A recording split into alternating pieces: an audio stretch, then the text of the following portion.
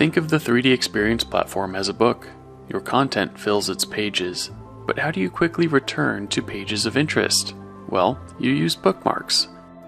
On the 3D Experience platform, bookmarks are similar to folders and shortcuts. They organize critical pieces of information so you can quickly access them again in the future. Creating a bookmark is simple.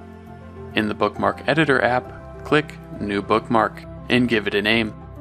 Create bookmarks inside of other bookmarks to create an organized structure that makes it easier for you to collaborate with other stakeholders. Repeat this process to build your desired framework.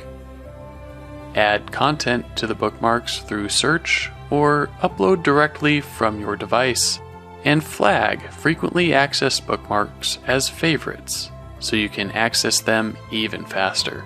Bookmarks also provide access to additional tools, lifecycle actions, and collaboration features to make it easy to perform common tasks.